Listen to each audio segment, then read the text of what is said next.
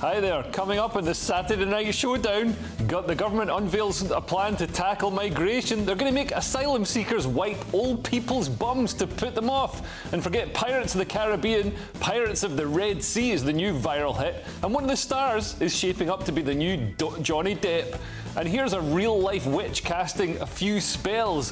What else would you expect to find at the latest meeting of the World Economic Forum? This is your Saturday Night Showdown.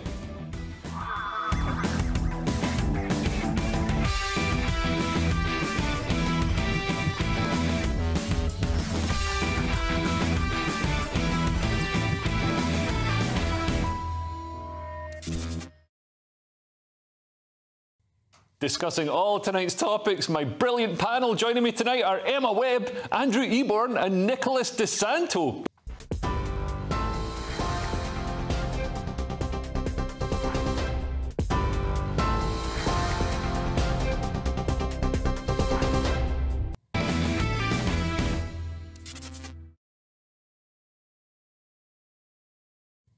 I'm joined tonight by the brilliant Emma Webb. She's director of the Common Sense Society, although she may find that thin on the ground here tonight. I'm also joined by lawyer and broadcaster Andrew Eborn and the comedian Nicholas Santo. It seems that the Home Office have done this under the radar. I would like to know exactly how long this has been going on for. This was a Home Office. It's such a betrayal. This was a Home Office decision, not like a cabinet decision. It seems like something that should probably be put to Parliament because it's almost like legislating. Well, you think after 14 years the government might actually have a handle on the Home Office? And might actually... Did they not know it was happening? They did know, and it's not a new thing. First of all, and all of a sudden people say for the press, because you're right, Nigel Farage was out there saying, hang about, you advertise to the traffickers, you get free boards, you get a job, you get the other bits of business. It's going to be a pull factor. The reality is it's been around for a little while, and it's only applicable if they haven't been processed within a year. Yeah. So it's after the year that basically this kicks in. But you're right, we need to look at this. The idea is to deter people. Rwanda was never to send people to Rwanda. It was to stop the traffickers sending them in the first place. But again, it becomes a bit of a vicious cycle because, as Andrew was mentioning, the pull factor is going to be intensive. So you might as well also, you know, find them dates or wives, because once they are here, because that's the argument. Again, we see in the US, a few years pass, and okay, well, guys, they are here. By now, they have connections. They are rooted in the community. They got married. They have kids. It's inhumane. They're contributing to the society. What if, as a compromise, we allowed them to work, but they didn't get any money? Well, what a great compromise that would be. I mean, or you pay to work. I mean, you can work on that sort of basis. You can almost so reasonable.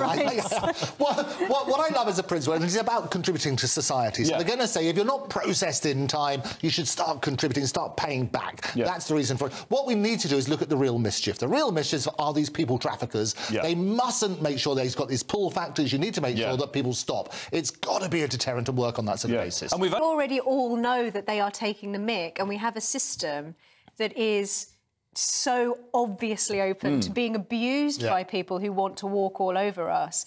And then you find out things like this latest story about the Home Office allowing them to have jobs. All it's doing is offering a backdoor way of coming to the UK and getting a job here, and then inevitably staying here, proving if you're paying taxes, you're contributing. You can hear the sort of hum of the human rights lawyers sort of circling around. Because and human rights lawyers love to hum, I can tell you. It's a particular tune we do. They can smell taxpayers' money that they can get their hands on. But the reality is this, it's about the abuse of the system. There are people who legitimately we should welcome, because there are lots of jobs available which people are not doing. Maybe we're just addicted to cheap labour, and maybe having easy access to cheap labour is stopping us from investing in productivity, investing in technology. You know, like maybe we're going to build a machine that picks radishes instead of having people to pick them. What was so perverse about one of the arguments effectively in favour of allowing them to do this is that, well, it reduces the cost to the taxpayer and it contributes to the economy, so it's an overall economic benefit. But if you ask people on the street, that is not what people people care about. Yeah, and it's a perverse argument. I think our politicians need to wake up to the fact that this is a country and not an economy. Coming up, we will assess the week's winners and losers in Kearse or Blessed. This week, a Houthi pirate who sent the nation's hearts aflutter. The nation's strictest headmistress is in court for not allowing Muslim pupils to pray, and someone has come up with the idea of making bangers and mash out of Pringles crisps. It's either genius or disgusting, and we'll show you what happened when this skier ventured down a tricky slope.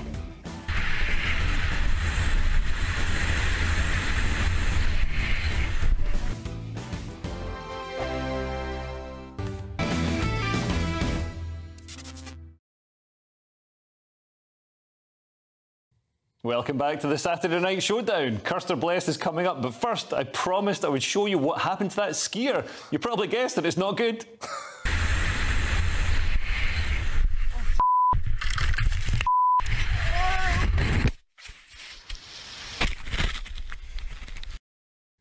He's fine. It's a lucky escape. I mean, that guy fell like a long way. Well, it's time now for Kearse or Blessed. Me and my brilliant panel will look at 3 big stories and decide who are the week's winners and losers. We start with great news, ladies and gentlemen. There is a new heartthrob in town. Is it a dashing young Hollywood actor? Maybe it's a Calvin Klein clad underwear model? Or could it be our very own Andrew Eborn? Oh, no, it's a Houthi pirate. Rashid al-Haddad is a 19-year-old Yemeni, and he's had Western women literally gushing, careful now, over him this week when he posted videos on social media of himself capturing a cargo ship. Rashid has been likened to French actor Timothee Chalamet, or Tim Houthi Chalamet, as he's been called on Twitter, but denounced the comparison, saying he just wanted to destroy the West and become a martyr without being sexually objectified by lustful infidels. Let's take a look.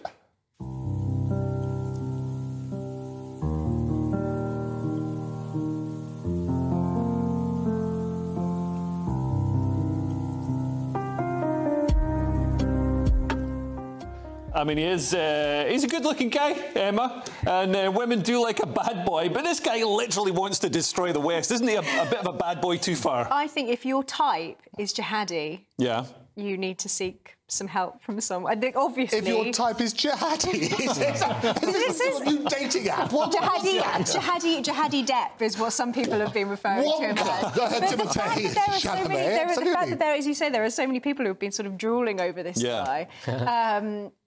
And he's a terrorist. And you mentioned, like, during the ISIS years, you actually had a social media group, a WhatsApp group or something with your female friends. No. You had the hottest ISIS members in that group. No, it was a Telegram channel. Oh, stroke me with your hooked hand. It was a Telegram channel, and you would see... I wasn't in it, I was observing it because I worked on stuff to do with ISIS. And there were people who would fawn over certain... jihadis, certain jihadis. So there is definitely, like, it's a thing that they do present themselves as these sort of like romantic freedom fighters, but there's not really anything new in that. You know, they like to think of themselves as these romantic revolutionaries, but obviously social media is a plague, and the way that video was filmed with the sort of romantic music, extraordinary music, wasn't it? But doesn't it tell you something about the heart of Western civilization if there are a lot of Western women who look at this and think, oh yes? Well, this is what I was going to say, Nicholas. Do you think Western women are going to destroy civilization as we know it?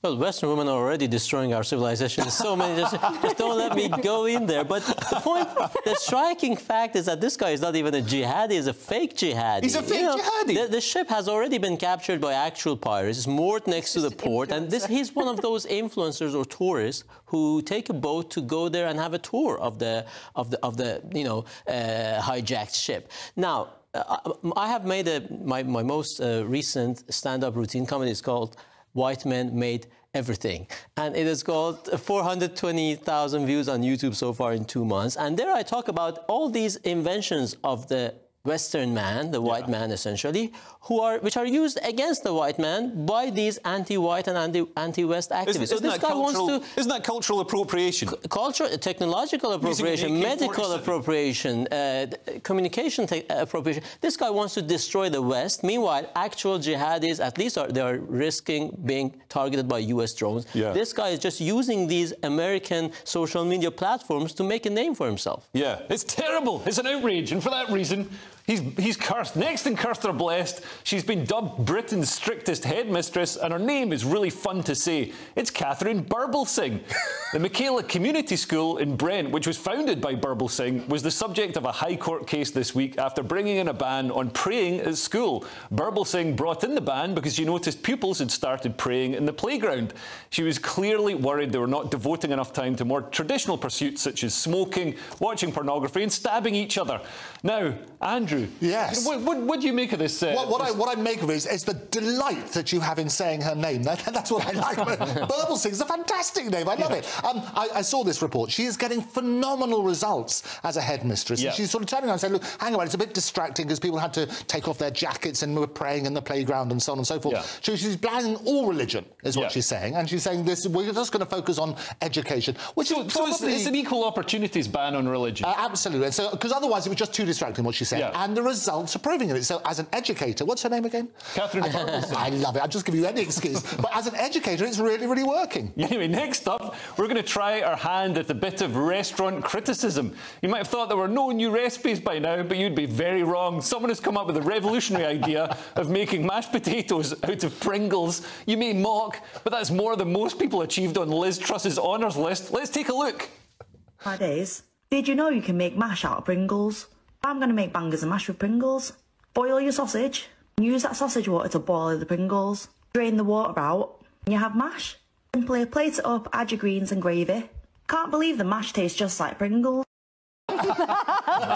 Boiled sausage and Pringles mash. I mean, Andrew, this looks delicious. I think the only way you could improve this is by deep frying it. I think you're absolutely right. And what a surprise. Dehydrated potatoes, when you add water to them, they hydrate and become potatoes and all mashy. I did try it, actually, because I knew I was coming on. They sent us the article. What Pringles are? They're dehydrated potatoes? Dehydrated. The main ingredient is dehydrated potatoes. They're made out of Pringles. It's like, rather like if you do coffee granules, you add water to it, it becomes coffee, doesn't it? If you had dehydrated water... I had to go back to that, but you work on that principle. It is revolting. Other than it does taste like Pringle. What a surprise, because you've got all those things. Yeah. The sausages, however, on that just looked anemic, didn't they? There was something wrong with those. Are they trolling us? Because there's this perception, I think, on the continent. And I mean, Nicholas, you're Iranian Italian, so two countries with fantastic cuisines. Yes. And I feel that people mock British people. We do still eat in this country as if rationing is still going on. Like we're still fighting a war. There's a blitz and everything. But things like boiling sausages. Nobody really boils sausages, do they? I mean, I'm a British passport holder as well, so I'm walking a very fine line here. Don't want my Italian passport to be revoked. But yeah, I mean, thanks to communication and foreign restaurants, the internet, people have access to all sorts of information. I mean, there's no justification for this. Especially, I mean, maybe we will be going to all-out war against Russia. So this is the time to actually try all the other cuisine we can afford before we actually maybe have to turn back to boiled sausages and potatoes. Yeah, well, I'm going to try it tonight when I get home. Anyway, next on the Saturday Night Showdown, Culture Corner has been renamed Hypocrisy Corner as we ask why Humza Yousaf wants to be best friends forever with a human rights abuser and whether anti-Israel protesters will ever know what they're talking about. Plus, I'll show you what happened to these two dancing women. This is...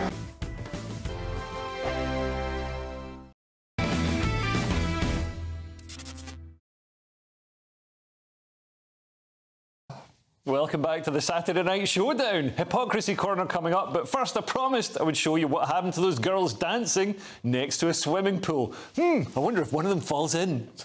This is Sparta! You've got to be careful for flying ducks. Nicholas, have you ever fallen into a swimming pool like that? No, thankfully not. Or danced like that? Like that, specifically with a dog jumping into you. A dog not even connected to the ground, just through the air, airborne. That was Airborn, Andrew Airborn. Andrew Airborne. Come on, what a beautiful segue. I don't know where that dog came from and why it picked that one. I mean, it's extraordinary, wasn't it? I think it came from Battersea Dogs Home. Anyway, time now for Hypocrisy Corner. There it is. Just I could watch that over and over again. We're going to start with my old friend, Scotland's First Minister, Humza Yousaf.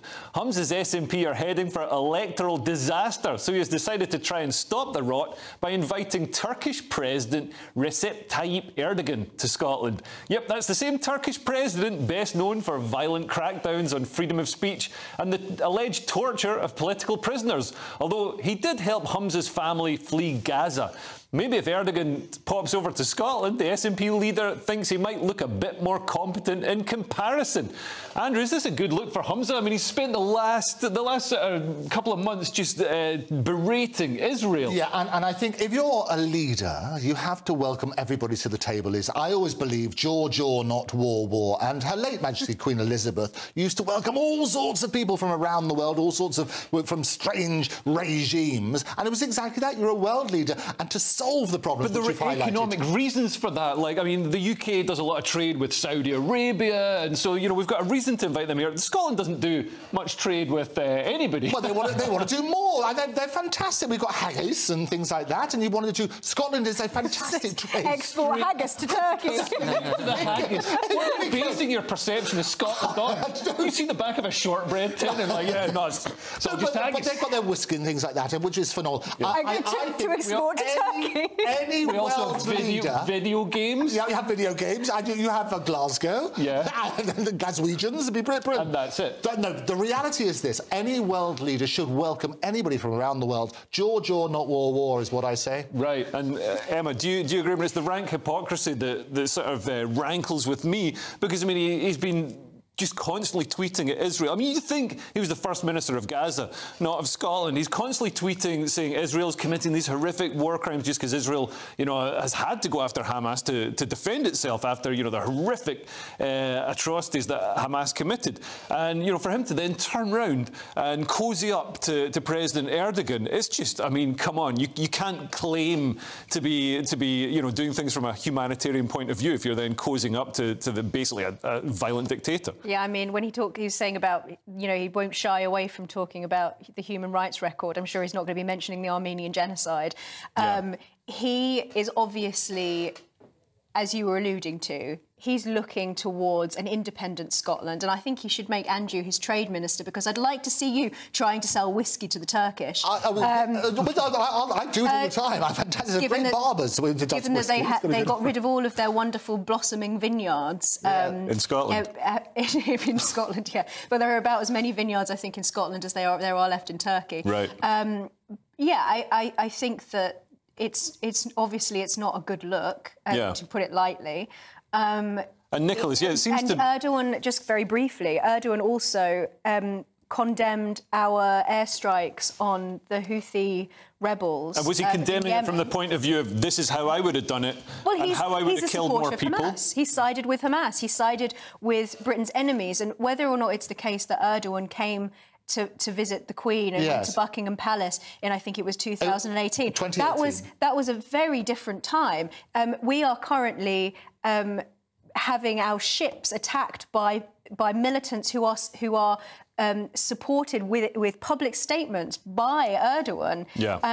And it is completely inappropriate, and he's trying to present himself as being sort of King of Scotland, prime ministerial material, when actually I don't think that this is something that the leader of any devolved nation should be able to. In addition to Her Majesty Queen Elizabeth in 2018, he also stood alongside Theresa May at a press conference. So world leaders, they need to talk to people, whether we agree with their policies, whatever. But talking is one thing. Talking is one thing. You have all different kind of channels, but the state visit or an official invitation from the head of state or head of a country in this case, to link up to what I was saying previously. Again, this is a question of allegiances. you know, and the question of nation and nationality. Yeah. So you would be forgiven to think, you know, in Italian we have a saying, we say, bad thoughts are sinful, but they get you to the results. Now, what's that in Italian? In Italian it sounds better because I thought that was Italian. It rhymes. It was.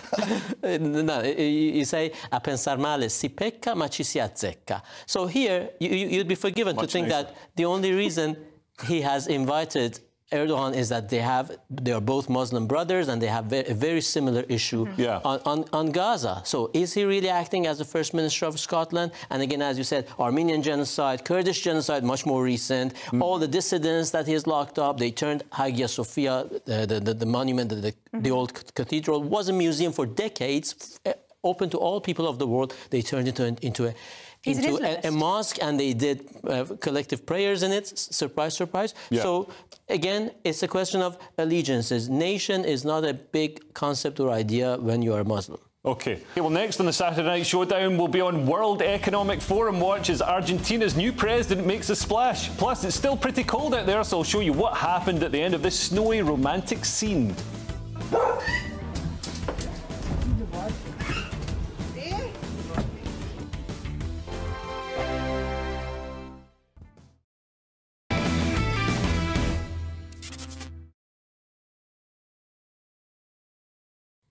Welcome back to the Saturday Night Showdown. We've got some great comedy coming up from the World Economic Forum, but first, I promised I would show you what happened when that couple indulged in a snowy embrace.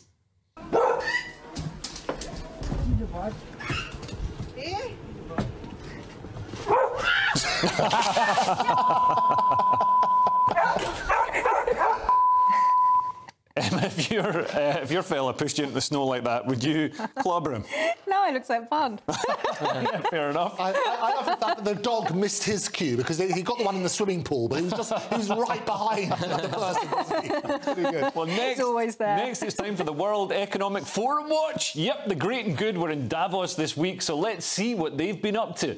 If you dream of becoming a billionaire one day, this might change your mind. Look at the sort of stuff they had to sit through.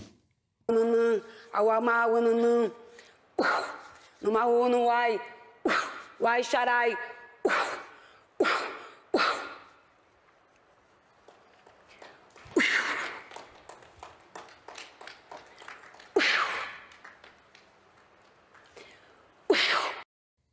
If you have to ask, that was a witch casting a spell on the white Liberal panellists so they felt more engaged. Funny thing is, some of the delegates felt it was an improvement on last year's entertainment. Take a look at this.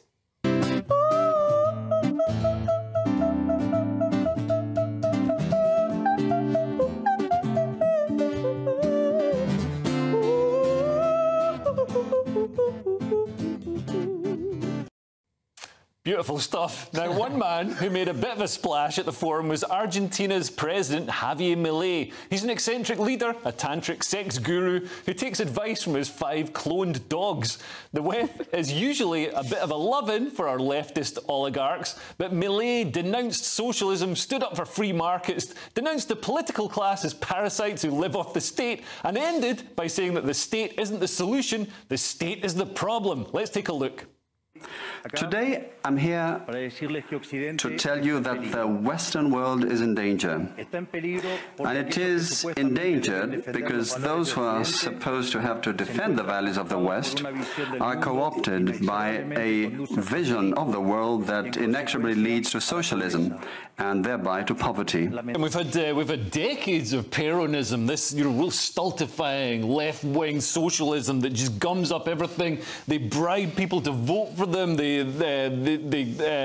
raise taxes and regulations and just dish out jobs and business to their cronies. And those are only the good points. What I love about it is that world leaders now have these crazy hair. That's the way to get on. If you want to get a head of hair. He does look like he could be a stand-in drummer for Oasis. I love it, and I also think he could. And so I love the entertainment, though. Wasn't that wonderful? Somebody comes and gives you COVID. I know it's a coughing routine. I love that sort of stuff. And what was the other one? The lyrics. I thought that I wrote the lyrics to that song. I thought it was brilliant, absolutely brilliant. So bringing back that sort of entertainment, I think that's what we need. Maybe it was an advert for COVID vaccines. It could be, couldn't it? Yes, not to be sniffed at. Maybe it's signalling, literally sniffed at. Maybe it's signalling that we really don't need face masks anymore. In fact, you can go around coughing directly into people's faces. It was a good message, a good message. I thought Elon Musk had the best tweet about Javier Milei. He tweeted this. We're gonna pull it up in a second. So that is Elon Musk. He tweeted so hot right now, and it's a picture of a man having some carnal relations, possibly tantric, with a young lady, but he's actually watching the clip of Milei at the World Economic Forum. All you need is a Ferrari in that picture, and it's everything a man can desire. It's a dog to come running in to knock them off. That's what I want. You've got to work on that basis. Into the snow. Into the snow. Maybe knock off Klaus Schwab. Absolutely, a thrill. Yeah. It's all a bit Hunger Games, isn't it, with the strange performances? I can't really believe it's the anniversary of I love that singing. as an idea. We do the Hunger Games, combine the two. That would be a brilliant game show. Webb does the Hunger Games. That basically is politics. Mainstream politics. Absolutely. In 2024 is the Hunger Games. We talk about people not being engaged with politics. I think if you combine the two, the Hunger Games with voting, that would be brilliant. I'm curious to see if Humza Yousaf is going to invite Milei to Scotland, because, you know, there's trade and he's a world leader. Whiskey to keep going. Absolutely, we love it. Well, there's trade, and there's also some ideas that Scotland desperately needs. I mean, as much as the rest of Britain is sort of sliding into socialism and you know, this sort of state kleptocracy, Scotland has it even worse, and the SNP, because you know there's not the oversight for devolved governments that there is in Westminster. I think they're getting worse than anybody else. So yeah, Milei can go there and yeah, introduce some free market values. Exactly. I don't know if you can perform your stand-up in Scotland right now, or you are a political refugee in England. Well, I did a gig there a couple of years back, but yeah, I haven't been back for a while. Well, that's it for my show tonight. Thank you so much to my brilliant panel tonight. We've got Emma Webb, Andrew Eborn and Nicholas De Santo. And I'll see you again next week. And don't forget to catch up with tomorrow's headlines on Headliners tonight at 11 p.m. with Sean Mayo. Good night.